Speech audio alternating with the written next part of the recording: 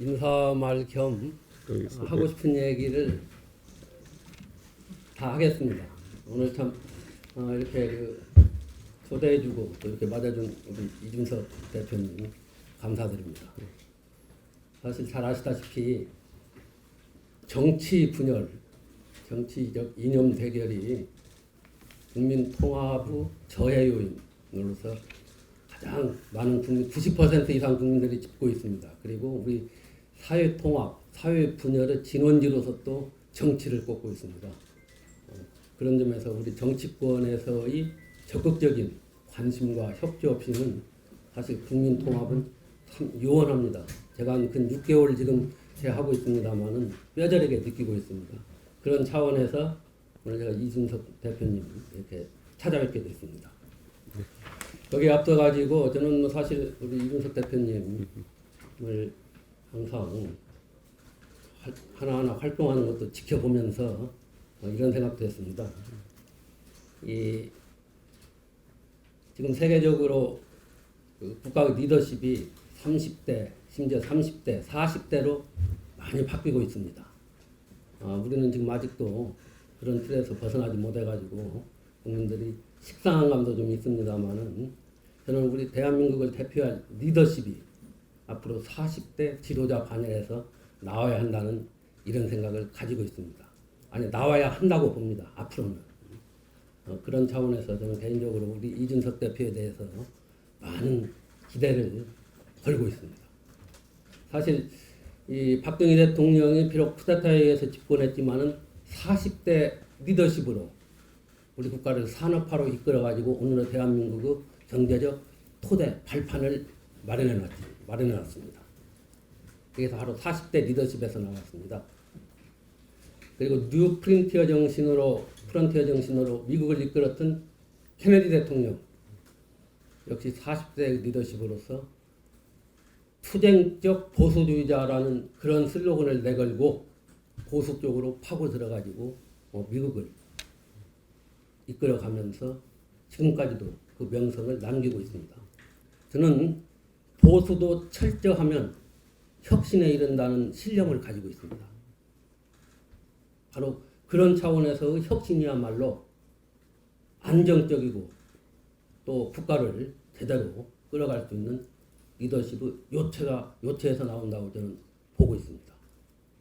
이런 점에서 저는 우리 이준석 대표에게 통합 차원에서 뿐만 아니라 국가 운영 차원에서도 보수를 재건해가지고 보수를 새롭게 일으켜가지고 우리 정치 사회가 한국 사회가 좌우 양날개로 날아감으로써 건전한 통합의 기반을 만들어 주었으면 하는 그런 바람을 솔직히 가지고 있습니다.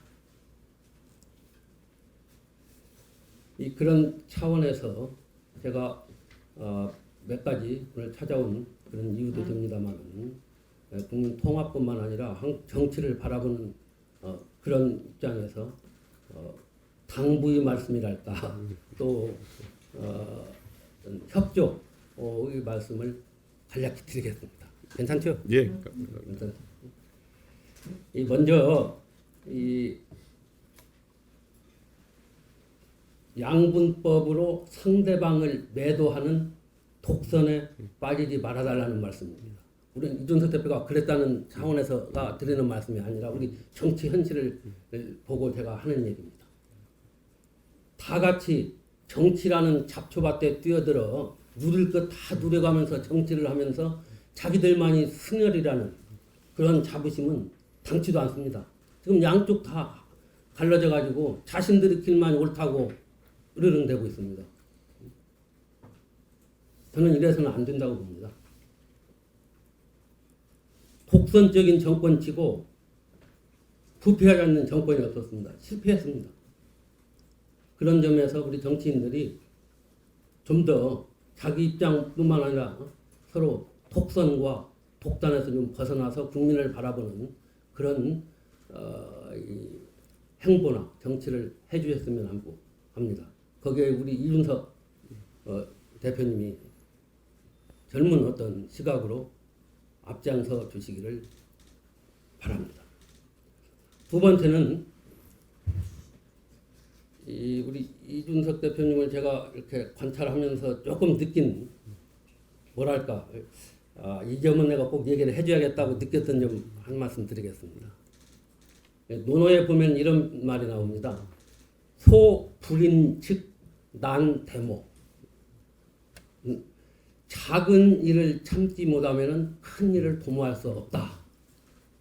이런 표현이 나옵니다. 이건 저는 이제 현대적으로 큰 뜻을 두고 국가를 경영하겠다는 그런 응대한 리더십을 발휘하겠다는 입장에서는 간혹 볼 때 너무 작은 일에 세세한 일에 끌려 들어가거나 거기에 소모적인 논쟁에 좀 안 빠져줬으면 하는 생각이 들 때가 많아요.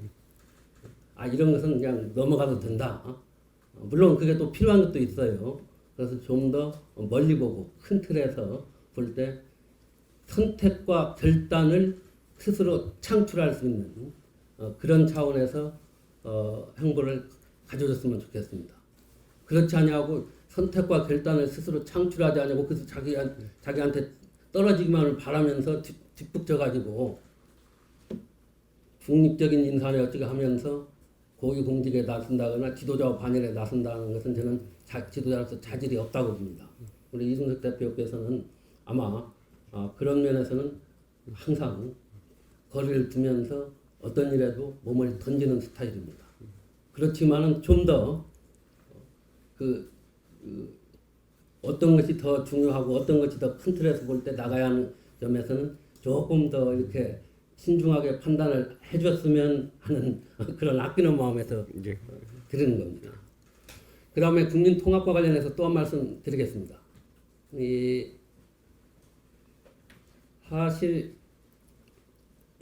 지금 우리 그 정치를 보면은 아직도 청년 과소 대표가 지금 없습니다. 청년 그런 층들이 그런 차원에서 볼 때 우리 이준석 대표야말로 그 청장년이랄까 그 중간을 해서 양쪽을 이끌어갈 수 있는 그런 위치에 있습니다. 통합에 있어서도 아주 중요합니다. 국민통합위원회에서도 이 청년 경청 포럼을 새롭게 지금 만들었습니다. 100여 명의 청년단을 모집해가지고 모집을 합니다. 이것도 누구 임명 아니고 그렇게 해서 거기서 청년의 목소리를 듣고 국정에 반영할 수도 노력하고 있습니다. 그리고 또 청년특별위원회도 통합위원장 직속으로 만들어서 청년 정책에 대한 청년의 정치 참여는 어떻고 또 청년이 직접 국정의 문제점을 지적하고 같이 반영할 수 있는 이런 노력을 지금 기울이고 있습니다. 그리고 특히 이제 그 5대 갈등 요인 중에서 중요한 것 중에 하나가 이 세대 젠더 갈등입니다. 이 분야에 있어서도 청년층의 역할, 정치적으로 보면은 우리 이준석 대표님과 같은 그런 시각을 가지고 활동을 하는 역할이 중요하다고 봅니다. 그래서 앞으로 그 통합 차원에서도 그런 점에서도 좀 많이 좀 관심을 가지시고 필요하면은 우리 국민통합위원회에서 청년 경청 포럼이나 청년 특별위원회 회의나 또는 할 때 우리 이 대표님 한번 모셔가지고 고의원도 한번 듣고 싶습니다. 그때 오실 거죠? 예, 언제든지 제가 하겠습니다. 그래서 가능하면 그렇게 함으로써 우리 지도자로서 크면서 우리 국가를 위해서 뭘 할 수 있다. 지금 40대 초반으로서 한국의 그 어떤 정치 지형을 바꿀 수 있다는, 바꿔야 한다는 그런 자신감으로 임해주시기 바라고 그 과정에서 통합의 역할 하는데 정치권에서도 좀 앞장을 서 주셨으면 하는 말씀 드리겠습니다. 지나쳤습니까? 아닙니다. 감사합니다. 예, 저버린 말씀 그리고 사회 기관이 되는 말씀 잘 들었습니다. 다음으로 우리 개혁신당 이준석 대표 인사 말씀 듣겠습니다. 예, 우선 이렇게 저희 개혁신당을 내왕해 주셔가지고 다시 한번 감사드리고 무엇보다도 우리 이석연 위원장님께서는 과거부터 저희 개혁신당의 임무들과 교류를 하시면서 진정성 있는 조언 그리고 때때로 적확한 조언들을 해주셔가지고 저희가 항상 귀담아 듣고 저도 실천하려고 노력하고 있습니다. 특히 2023년도에 우리 천하람 원내대표가 출마했던 그 당시 국민의힘 전당대회에서 천하람 원내대표를 후원해주기로 또 이렇게 후원 회장직을 맡기로 결심하시면서 상당히 든든한 어떤 선배로서 역할을 해주셔서 항상 또 감사하게 또 이렇게 생각하고 있습니다. 방금 말씀 주신 것들을 보면서 이제 국민통합위원장으로서 지금까지 분석해 오신 대한민국 갈등 구조나 이런 것에 대해서 적극적인 해결 의지가 있으시다는 것을 또 확인했습니다. 그리고 이것이 지금 국민통합위원회가 바라보는 갈등의 요소들이 과거에 있었던 지역 갈등이나 아니면 또 이런 이념 갈등, 그러니까 좀 기성세대의 갈등이 아니라 새롭게 대두되는 갈등들에 대한 적극적 해소 의지를 보이시는 것에 대해 가지고 저희 개혁신당도 깊게 공감하고 그 과정에서 저희가 보탤 수 있는 의견 또 참여할 수 있는 것들에 대해서는 적극 참여하겠다는 약속을 드리겠습니다. 그리고 뭐 정치적인 행보에 대해서도 지금 현 정치권을 또 원로로서 바라보시면서 하시는 많은 말씀들에 깊이 공감합니다. 네, 그래서 정치인의 한 사람으로서 또 정치 세력의 하나로서 저희 개혁신당도 그런 것들을 받들 수 있도록 이렇게 하겠다 이렇게 말씀드리겠습니다. 이게 사실 정부의 위원회 조직이라고 하는 것들이 위원장의 의지에 따라 가지고 활동이 미진할 수도 있고 아니면 굉장히 적극적인 성과를 내는 경우도 있습니다. 근데 방금 전에 위원장님 말씀처럼 이것은 위원장님이 세우신 뜻에 대해 가지고 정당과 여러 사회 각 위에서 협조를 잘 해야지만 이뤄낼 수 있는 목표들일 것이다 이렇게 생각합니다. 특히 또 콕 집어서 말씀해주신 젠더 갈등이나 이런 문제 같은 경우에는 이게 2017년, 2018년 이때쯤부터 사회의 주요 갈등으로 여러 여론조사에서도 짚히기 시작했고 그것이 장기간의 이제 토론 과정을 거쳐가면서 여러 이제 아이디어 나와 있는 상황 속에서 이것을 통합의 아이디어로 묶어내는 과정이 아직까지 미진한 부분이 있습니다. 그래서 그 부분에서 국민통합위원회가 여러 가지 좋은 자리를 만들어 주시면은 이제 그런 것들이 좀 매조지되는 형태가 되지 않을까 그런 생각합니다. 그 전까지는 2017년, 18년 이때는 대립의 시간이었고 19년, 20년은 서로의 아이디어를 확인하는 시간이었다면은 이제 2020년대, 2020년 후반으로 가면서는 서서히 이제 우리 정치권과 그리고 당사자의 답을 내놓을 시기다. 저도 이렇게 공감하고 있습니다. 그리고 여기에 덧붙여서 또 제가 또 국민통합위원회에 제안드리고 싶은 게 있다면 사실 우리의 갈등 구조라는 것이 갈수록 선진국화 되어가고 있는 것도 사실입니다. 아까 언급되었던 지역 갈등이나 이런 것들이 좀 과거의 갈등이었다면은 이제는 경제적 계급 갈등이나 이런 것들은 굉장히 중요하게 이제 젊은 세대에게도 동작하고 있는 프레임이고 이 안에서 대통령께서도 여러 가지 이런 양극화 해소나 이런 걸 통해서 위해서 노력하고 계신 걸 알고 있지만은 그 경제적인 면의 갈등이 다른 갈등을 많이 또 야기하는 그런 씨앗이기 때문에 적극적으로 그에 대한 해법을 모색하고 다른 영역을 번져가지 않게 하는 또 국민통합위원회의 역할이 있을 것이다. 저는 그렇게 생각합니다. 최근에 저희보다 더 젊은 세대 또 10대나 20대 이런 쪽으로 가도 사실 언어부터 시작해가지고 그리고 또 정치를 바라보는 관점 이런 것들이 있어가지고 그 인터넷상에서의 잘못된 정보나 이런 것들이 영향을 끼치는 경우가 더 나오고 있고 그래서 사람이나 또 정치적 사상이나 아니면 세력 등에 대해 가지고 잘못된 관점을 형성해서 그걸로 대립하는 경우가 많이 보이는데 우리가 충분히 대립할 만한 여러 가지 아이디어를 갖고 대립하는 것이나 사상을 갖고 대립하는 것은 할 만하지만은 음모론이나 아니면은 또 여러 가지 혐오의 언어나 이런 것들이 그건 논쟁의 기반이 아니라 그것은 우리 사회가 다 같이 퇴치하기 위해 노력해야 되는 것들인데 그런 것들이 너무 이제 깊게 자리하게 되면은 그들이 더 성장했을 때 우리 사회의 주역이 됐을 때 야기되는 갈등들이 있을 것이기 때문에 그 부분도 사전적으로 좀 미리 다뤄주셨으면 하는 그런 생각을 갖고 있고 아무쪼록 저희 개혁신당에서는 위원장님의 문제인식과 그리고 이런 해결 의지에 대해 깊이 공감하고 앞으로도 자주 또 뵙고 의견 교환하면서 보탬이 되도록 하겠습니다. 다시 한번 감사드립니다. 제가 한 말씀만 더 예. 붙이겠습니다. 간략히 사실 지금 우리 정치가 야당이 건전하게 다시 힘을 얻고 또 활동을 하고 또 국민의원에 비칠 때 여당과 정부도 어떻게 보면은 거기에 상응해서 제대로 같이 협조를 하고 또 국가 발전을 위해서 일을 하는데 지금 한쪽 날개가 꺾인 상태입니다. 이건 국민 통합을 위해서도 바람직하야 된다. 왜 내가 여기 와서 뭐 그걸 걱정하느냐 그러는데 절대적입니다 이게. 예, 사실. 그래서 지금 저는 우리 이준석 대표님이 이제 보수 쪽에서 출발은 했지만은 저는 이 중도, 합리적 중도나 진보 또 특히 보수 이쪽을 아우르는 그런 입장에 좀 있다고 봅니다. 그래서 아까 제가 보수도 철저하면 혁신에 이른다는 얘기를 했습니다만 그것도 강조하면서 지금이라도 보수의 본력, 보수의 원천, 보수의 그 정신을 일으켜서 같이 갈 수 있도록 국민의힘과도 또 누구와도 같이 협조를 하면 단 내란 주체 세력이나 그의 동조자들하고는 같이 갈 수 없습니다. 이건 저는 헌법을 하는 학자로서 있을 수 없는 상황이기 때문에 그 외에 누구든지 같이 갈 수 있도록 정치력을 발휘해가지고 건전한 야당이 있어야 제대로 된 여당과 또 합리적인 일을 추진하는 정부가 존재한다. 이 말씀을 드리고 싶습니다.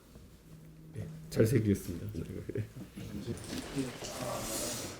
아이고 오늘 뭐 이렇게 이석연 국민통합위원장께서 반문을 해주셨는데요. 무엇보다도 항상 뭐 보수 정치가 혁신되길 바라는 마음에서 항상 어느 곳에 계시든지 저희 개혁신당 인사들에게는 진정성 있는 조언을 많이 해주셨던 분이기 때문에 이렇게 또 직접 오셔가지고 또 전해주신 말씀이 또 각별하게 느껴지고 한편으로는 깊은 고민 끝에 해주신 말씀일 거라고 생각하게 있습니다. 그래서 비공개 자리에서는 저는 우리 사회에 얽혀있는 여러 가지 통합의 문제나 이런 걸 풀어내기 위해 가지고 정치권이 주도하는 개헌이 아니라 국민들의 여론을 수렴해서 할 수 있는 그런 형태의 개헌 같은 것들을 또 우리 위원장님께서 저명한 헌법학자로서 이렇게 또 그 부분을 많이 고민해 주셨으면 한다라는 말씀을 드렸고요. 사실 위원장님께서는 그래서 본인께서도 지금 이 개헌이라는 것이 매번 권력구조 개편이라든지 이런 정치적인 아젠다만 다뤄지는 게 아니라 최근에 AI 시대에 맞춰가지고 그에 따른 국민의 권리라든지 이런 것을 포괄적으로 담아내야 된다라는 그런 말씀을 주셔가지고 그 부분에는 개혁신당과 또 국민통합위원회 간에 공감대가 있는 것 같고 저희는 적극 그 부분에 대해서 함께하고 동참하겠다고 이렇게 말씀을 드렸습니다. 예, 그 질문 있으신가요? 네. 오늘 혹시 어떤 과정 통해서 좀 이석연 위원장님께서 사실 이런 자리를 가졌으면 좋겠다는 취지를 말씀하시고 또 직접 내왕하신다고 하셔가지고 저희는 뭐 당연히 긍정적으로 화답했고 그래서 이렇게 자리가 이루어지게 됐습니다. 예.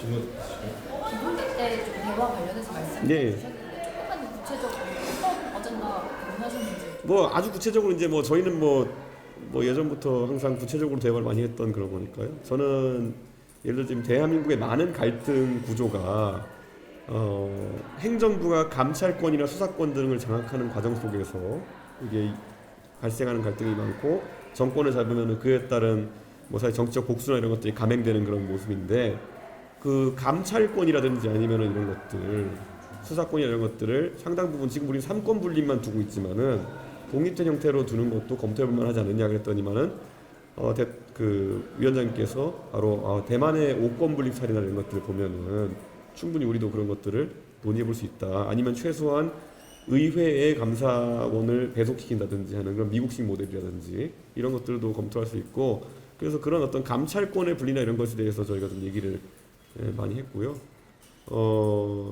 저는 그래서 이게 사실 그러면 헌법적으로 구현이 안 되더라도 또 지금의 여당이든 어느 여당이든 간에 감사원장이나 특별감찰관을 임명할 때 야당의 추천을 받는지 등의 이런 그 정치적인 해법으로 해결할 수도 있다 이렇게 저는 얘기 드렸더니만은 뭐 위원장께서는 그런 어떤 사람에 의존해가지고 그렇게 그러니까 선이나 사람에 의존하는 방식에 대해서는 것보다 개헌 쪽에 이제 얘기를 이제 같이 더 많이 하게 되었고요. 그래서 참 그런 구체적인 사안으로 또 이렇게 얘기를 많이 나눴습니다, 위원장님이랑.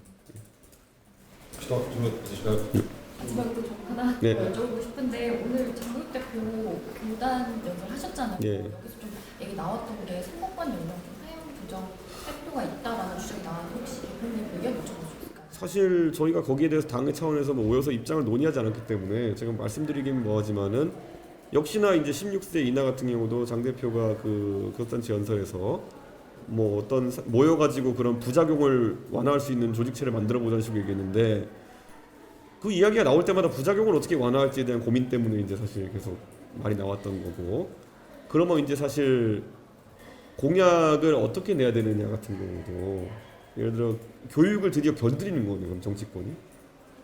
그럼 예를 들어서 뭐 방학을 2달로 만들어 버리겠습니다. 뭐 이런 게 나올 수도 있는 거예요.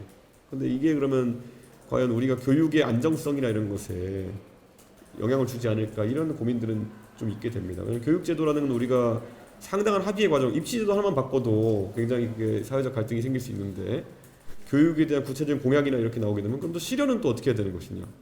왜냐하면은 교육은 분명히 교육감과 교육청 등의 위임된 권한이 있고 근데 정작 16세 이런 유권자들에게 그럼 무엇을 가지고 투표하게 할 것이냐. 예를 들어 뭐 경제 공약을 가지고 하기는 어렵지 않겠습니까?